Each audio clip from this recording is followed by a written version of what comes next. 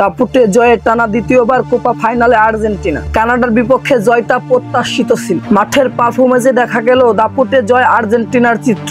Score line যদিও বলেছে Argentina match জিতেছে 2-0 গোল ব্যবধানে, তবে 90 মিনিট খেলায় আর্জেন্টিনার ছিল আরো বেশি পরিণত। কোপা আমেরিকা এবং বিশ্বকাপের বর্তমান চ্যাম্পিয়নরা খেলছেন চ্যাম্পিয়নদের মতোই। তাতে টানা দ্বিতীয়বার এবং শেষ 8-এ কোপা আমেরিকার ষষ্ঠবার ফাইনালে চলে গেল আর্জেন্টিনা। 2015 সাল থেকেই কোপা আমেরিকার ফাইনালে নিয়মিত মুখ দেখছেন আর্জেন্টিনা। মাঝে বাদ পড়েছিল শুধু 2019 সালের কোপা আমেরিকা। সেবারে সেমিফাইনালে ব্রাজিলের কাছে হেরে সেমিফাইনাল থেকে বিদায় নিতে হয়েছিল আর্জেন্টিনার। এরপর 2021 সালে শিরোপাটা জয় করে নেয় তারা। এবার তাদের সামনে সুযোগ টানা দুইবার কোপা আমেরিকার জয়ের, যে জয় পেলে ফুটবলের বিরল এক রেকর্ড গড়বে আর্জেন্টিনা। ম্যাচের প্রথম দিকে অবশ্যই খানিকটা ভুগতে হয়েছিল মেসিদের। কানাডার আক্রমণ এদিকে শুরুতেই বারবার বিপদে ফেলেছিল আর্জেন্টিনা, যদিও ম্যাচে ফিরে আসতে সময় নেয় 20 মিনিটের বেশি কোপা আমেরিকার চ্যাম্পিয়নরা। 21 মিনিটে পেয়ে যায় তাদের নিজের প্রথম গোল। মাঝমাঠ থেকে রোগিদো ডি পলের লম্বা পাস, সেটা ধরে এক ডিফেন্ডার পাস কাটিয়ে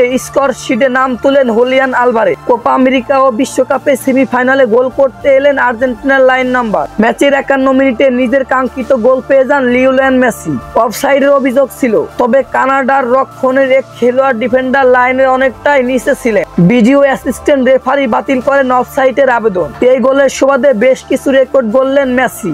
2 গোলের ব্যবধানে পিছিয়ে পড়ার পর অবশ্যই হাল ছাড়েননি কানাডা, যদিও 68 মিনিটে পরিস্থিতি ঘোলাটে হয়ে পড়ে তাদের জন্য। পায়ের চোটে মাঠ ছাড়লেন কানাডার তারকা ডেভিস। ম্যাচের একেবারে শেষ দিকে এসে গোলের সুযোগটা পেয়ে যায় তারা। 89 মিনিটে নেওয়া শট দুর্দান্তভাবে পা দিয়ে ঠেকান আর্জেন্টিনার গোলকিপার এমিলিয়ানো মার্টিনেজ।